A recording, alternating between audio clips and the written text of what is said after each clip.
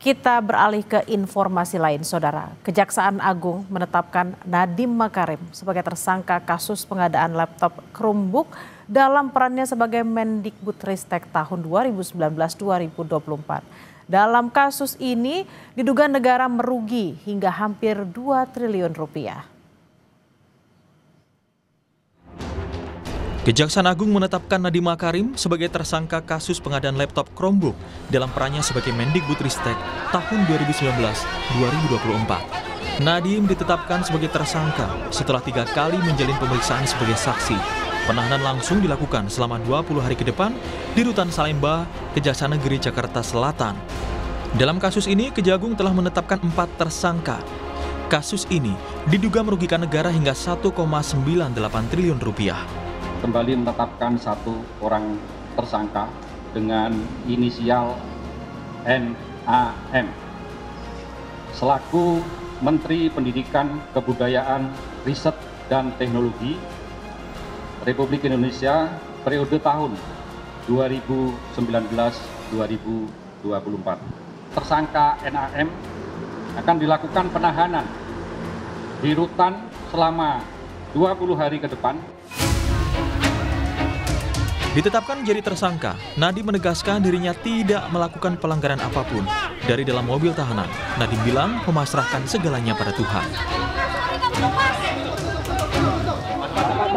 Kata-kata Pak, keluarga saya dan 4 balita saya. Iya Pak, kata-kata terus Pak. Kuatkan diri. Terus Pak. Kebenaran terus akan ditunjukkan. Ya terus Pak. Ada lagi Pak. Ada lagi Pak. Ada lagi Pak. Pak Nadiem. Terus Pak. Allah tahu kebenaran. Ya. Bagus.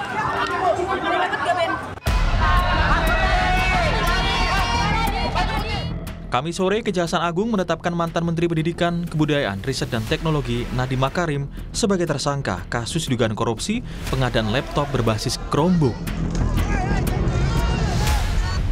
Dari hasil pendalaman, keterangan saksi-saksi dan juga alat bukti yang ada pada sore dan hasil dari ekspos telah menetapkan tersangka baru dengan inisial NAM. Dugaan korupsi ini bermula pada tahun 2020 hingga 2022 saat Kemendikbudristek melaksanakan kegiatan pengadaan laptop untuk siswa pendidikan usia dini dengan anggaran sebesar 9,3 triliun rupiah.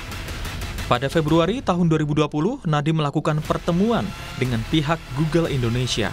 Dalam pertemuan tersebut, disepakati produk Google akan dibuat proyek pengadaan di Kemendikbudristek.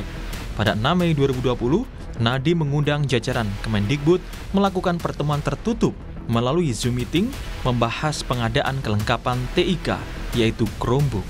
Dan pada Februari 2021, Nadiem selaku Menteri menerbitkan Permendikbud nomor 5 tahun 2021 tentang petunjuk operasional dana alokasi khusus fisik reguler bidang pendidikan tahun anggaran 2021. Perbuatan Nadiem tersebut melanggar sejumlah peraturan tentang pengadaan barang dan jasa pemerintah. Selain Nadiem, sebelumnya Kejagung juga telah menetapkan 4 tersangka.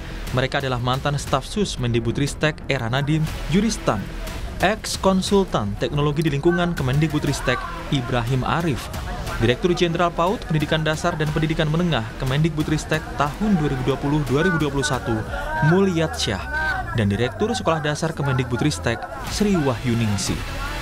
Tim Liputan, Kompas TV.